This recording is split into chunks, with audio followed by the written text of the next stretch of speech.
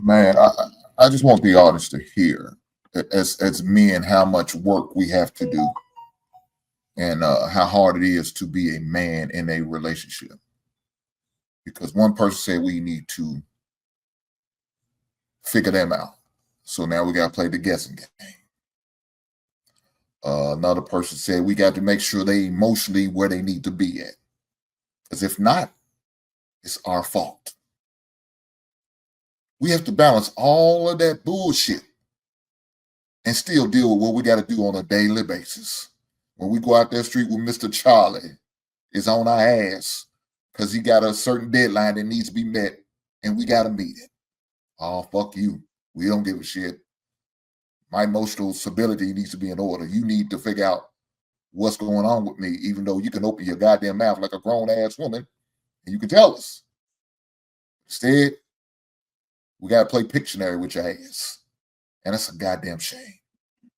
As far as this thing with Cam, I don't know what he must like to be spanked and beat on by these women, because every time they come on the show, they whooping his goddamn ass on the regular basis. Now, he might be a kinky motherfucker like that.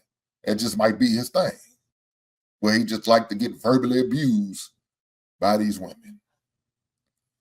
But as far as making arrangements, I don't know. I mean, if they already have an understanding from the giddy up that this is what they want to do, he's going to step out and do his thing, then she can't be mad at him. She can't be. Now, if there's a problem with the negotiation, she needs to take it back to the table and renegotiate. If not, we got to go off the original negotiation, the original contract. Unless you send an addendum in and you rewrite this contract, we going off the original contract that we originally agreed on. You agreed on it because you still with this son of a bitch. If you wasn't, you would have got out soon as it happened. Instead, you decided to stay there, so you got to abide by the contract until the contracts change or adjust.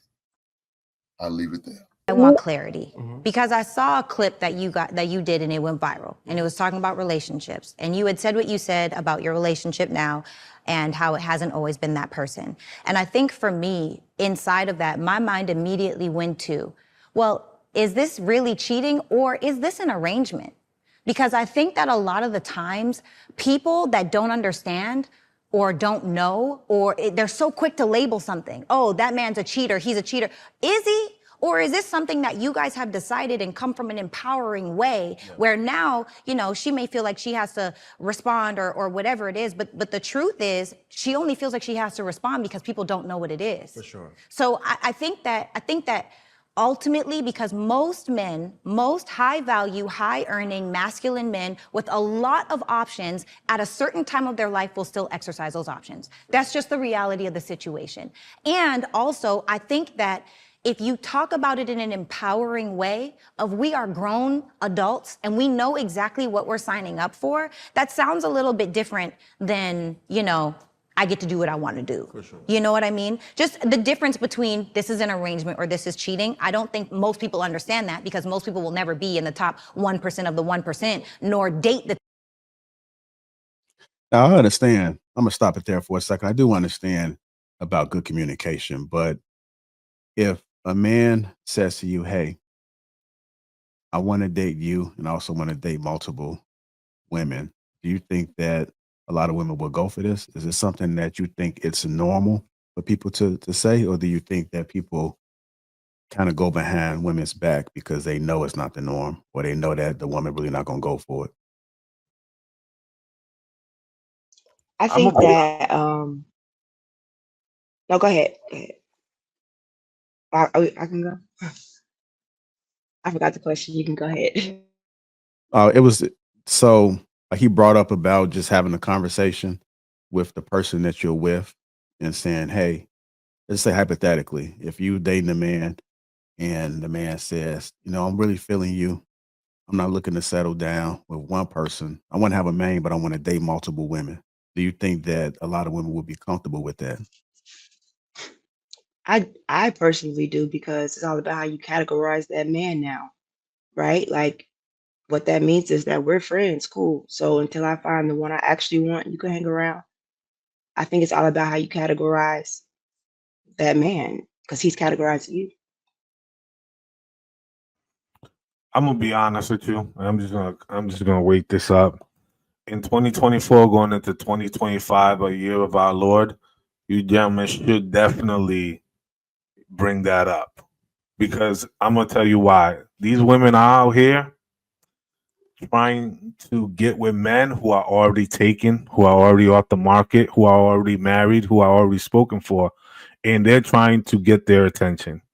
They don't mind being the plus one. They don't mind being the side chick. They don't mind being the silent girlfriend or the added party. They honestly know how to play their role in their position.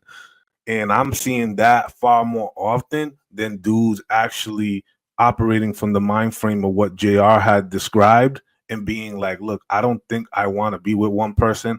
I think I want to, be in an open situation, or I want to be non-monogamous, whatever the situation is. I find that a lot of dudes don't have the courage to speak out what they want and stand on it because of the backlash that they will receive from their community, from society as a whole.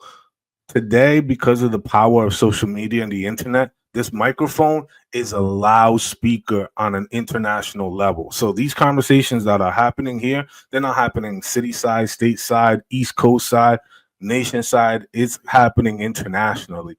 And what is happening is that a lot of people are starting to wake up to understand that, hey, maybe that thought and feeling that I was having, I think I want to voice that. I've been suppressing that for so long that now I think it's an opportunity for me to, air my grievances or air my interests, right? And I just think that if people were a lot more brave and a lot more open about it, you'd be surprised at what kind of results or acceptance they would get. One thing I would say, before you embark down that journey, this is specifically for the men, before you walk down and embark that journey, make sure you wake up every single day and you look in the mirror and ask yourself, are you that guy? And are you working to be that guy? Don't be homeless, couch surfing, getting one haircut a month, and not having, any of JR's and Sherman, beard products, man, and you out here looking like a dusty. Carry yourself in a particular type of manner to want and garner the type of respect and the type of outcome that you want, because you hold yourself to a certain standard and you're moving in a certain manner. So I yield.